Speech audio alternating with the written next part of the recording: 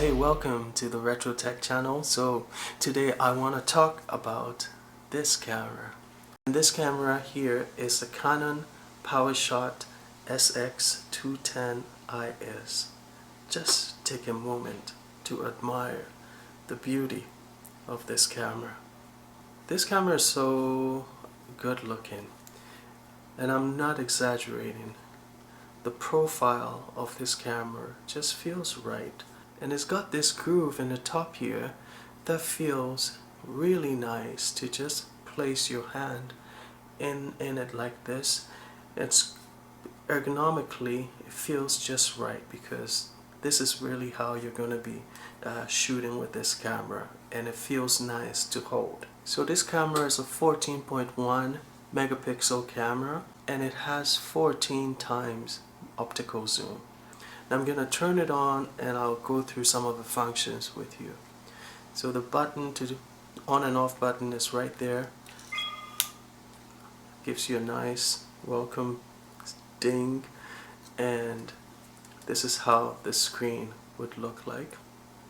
Now if you pay attention to this, it's got the dial here. What I love about this camera, it's one of the few compact cameras that actually has a manual mode, an aperture priority mode, a shutter priority mode, and a program mode, as well as an auto mode.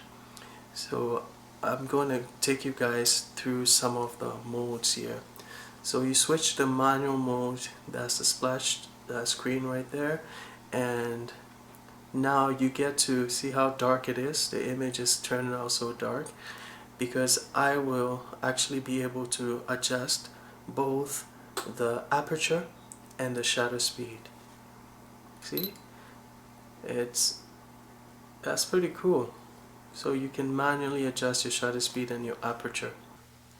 Now this function button right in the middle of this also allows you to make certain selections. You can actually change the white balance, ISO.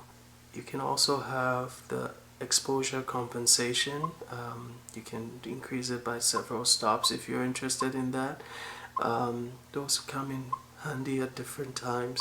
So it's got several settings that you can change as well. And in the aperture priority mode, in this mode the camera determines the shutter speed, and you set the aperture and the camera will determine the shutter speed for you. And in this mode you can see that the only thing that you can change is the aperture. So using this dial I can adjust for the aperture that I want, and then the camera will determine the shutter speed for you, which is really awesome. Don't sleep on this camera, it's actually really good. Now in the shutter priority mode, similar to the aperture priority mode, this time you're prioritizing shutter speed. So in the same way, you see that the only display here is shutter speed. So in the same way you can adjust for the shutter speed, and the camera will set the aperture for you based on the shutter speed that you chose. The next setting here is the program mode, and in the program mode the camera determines your shutter speed and your aperture.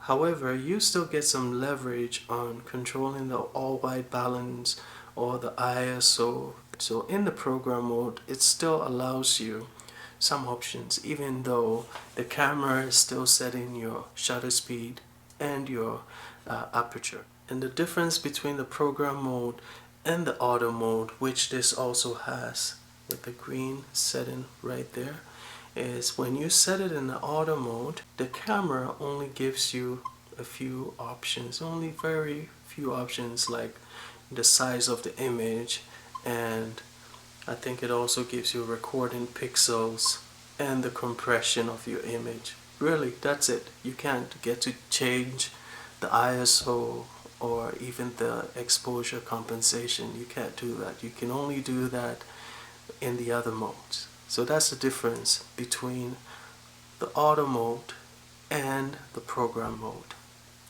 There are other modes in this like those are preset modes, and those are in these other modes here. So those are pre-allocated settings for whether you're shooting landscape or portrait, or you're shooting with pictures of a flower or macro. Those are all presets that you can use as well. Now to play back your images, you just press this playback button right here, and then you can scroll through your images, right? I've taken quite a few of them already. If you want to delete an image, even though it doesn't label it, you just have to press this down portion of this scroll wheel here, or this cursor wheel, and then select erase, and press function again to select, and it will delete the image just like that. And really, that's the basic functioning of this beautiful camera here. Now I have taken this camera for a spin, so here are some photos from this camera.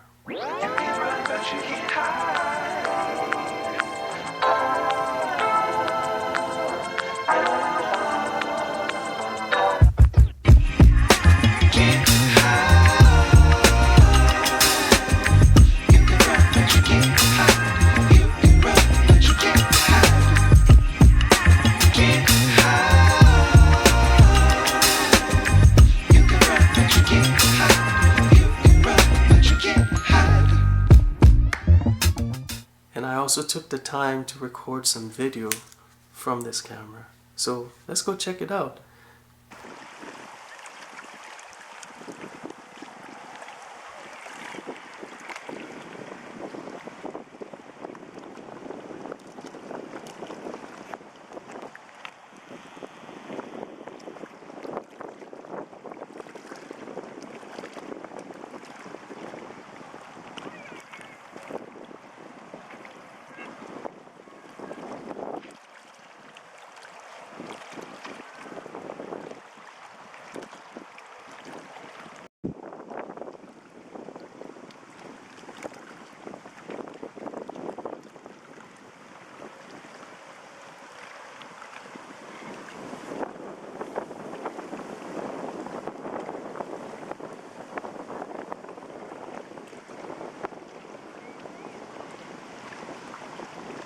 Let me know what you think about this camera.